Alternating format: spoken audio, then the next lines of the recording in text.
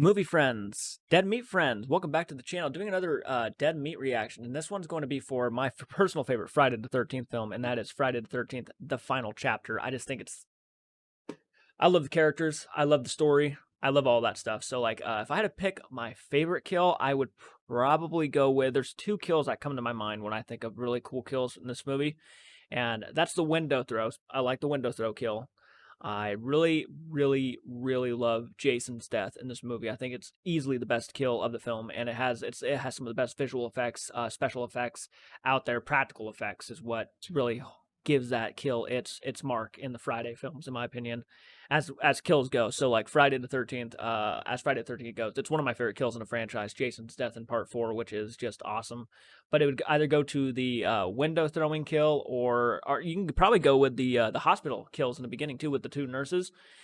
Yeah, those are really, really good kills too. We've got when he gets his head twisted back. Those would be my favorite. I'd probably go with, and I know technically she doesn't really die in the movie since you don't know what happens to her, but the mom's death, Mrs. Jarvis's death, you don't really know what happens to her, but she does die at some point. I'd probably go with that kill, or probably the Teddy's kill, maybe Teddy's kill, because, you know, it was just a simple stab in the back of the head kind of thing. But yeah, okay, let's go ahead and dive into this thing and see what James has to say about it. This is the old kill count, by the way. So 3, 2, 1.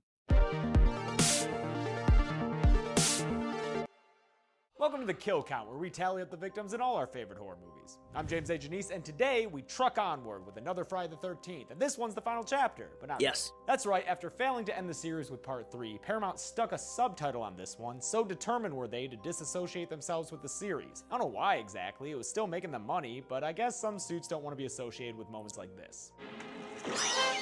The final chapter is much like the previous three films in most regards, but it is notable for introducing Tommy Jarvis, played here by Corey Feldman, who's a cool little dorky kid who somehow is able to make professional-looking masks in his spare time. With his character, Jason finally gets a nemesis who isn't just the last remaining teenage girl. But don't worry, lots of teenage girls are still in this one, including the Doublemint twins, and plenty of gore too, so let's get to the kills.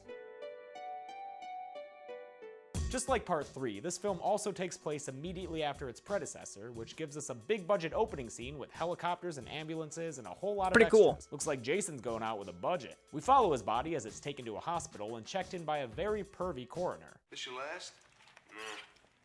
Got one more over there. Real cute girl. Was. Well, she still is. Dude's name is Axel, and he inexplicably gets the cute nurse to hook up with him until Jason's He's hand annoying. causes him to recite a passionate sermon. Christmas. Holy Jesus, God damn it. Holy Jesus, jumping Christmas shit.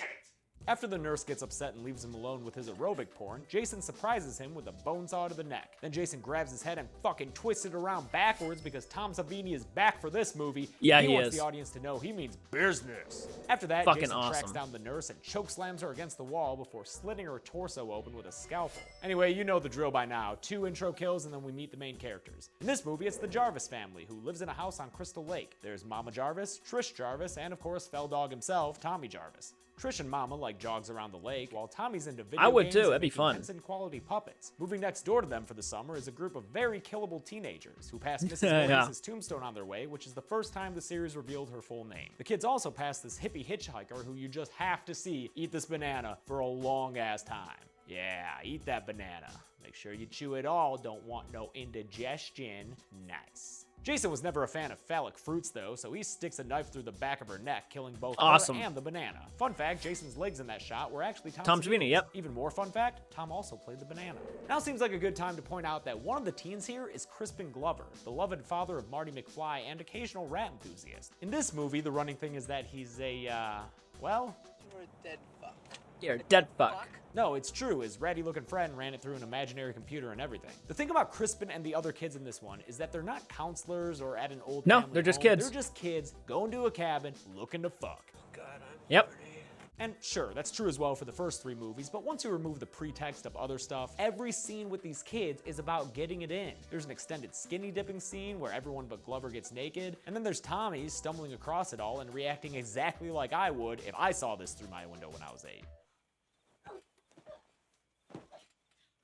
So yeah, the next 20 minutes is just I don't hanging know if out with I'd these react horny that way, kids but who Mama Jarvis definitely don't approve of. Also, Trish meets Rob, a sexy hitchhiker who can fix cars and talk to your little brother like a total dreamboat. We finally get to more killing about 40 minutes in after Sam gets mad at Paul for flirting with Double Mint Tina. She leaves the sex party to go midnight skinny dipping alone, you know, as people do. But then Scuba Jason pops out of frickin' nowhere. That's a and great stabs kill. her through the I front, forgot about causing that her one. to create I a can't. hilarious death noise.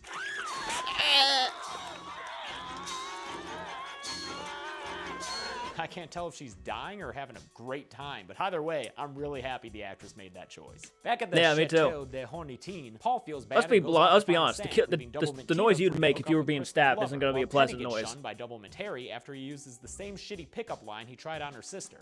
That's a teddy bear. Want to give the little teddy bear a kiss? Give teddy bear a kiss. Want to give teddy bear a kiss?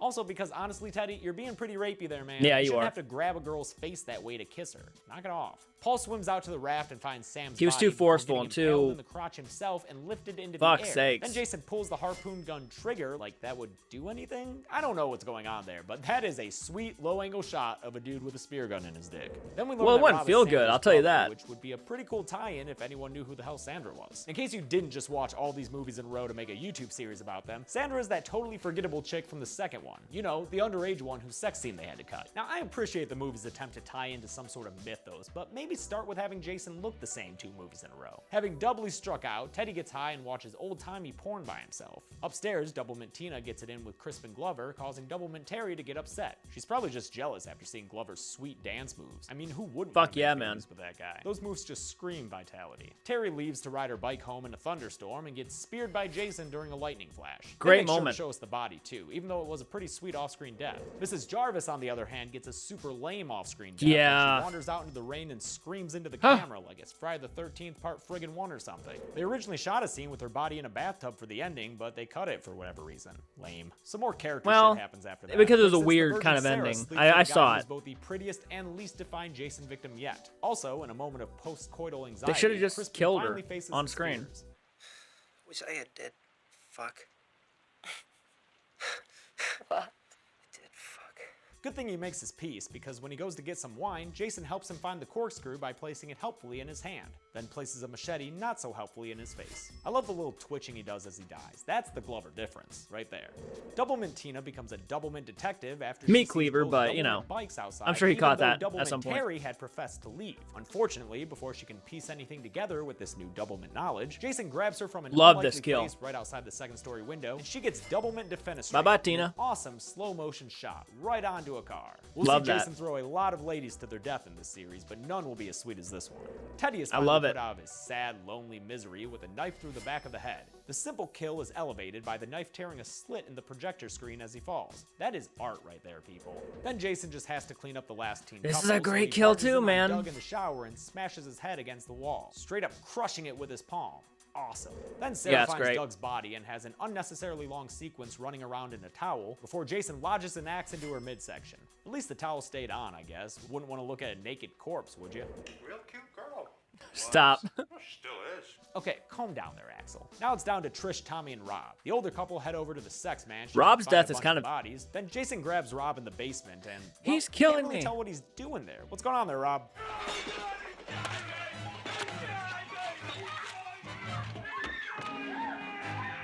Oh, right, he's killing him. Thanks, Rob. Wasn't sure. Trish runs the now familiar Final Girl Maybe circuit, it- finding a whole bunch of bodies as Jason chases Who her knows back how and you'd forth react, between you know? the two houses, When you're being, even like, causing her to brutally leap killed out like a that. window. Who Lots knows? of defenestration in this movie. She manages to get some sweet hits in on Yeah, him, she like does. a TV to the head and a machete to the hand, but Jason probably would have choked her to death if it wasn't for Tommy going all punk metal and using his makeup skills to trick Jason into a confused kind of vulnerability. Trish uses the opportunity to knock Jason's mask off, and then Tommy freaking stabs him in the face. Best kill in and the then movie. Jason falls and slides down onto the machete in his face. Oh, it looks a little silly, a little gruesome, and pretty freaking awesome. Yeah, I love Just it. to make sure the job's done, Tommy goes ham on Jason in slow motion, telling him exactly what he wants him to do.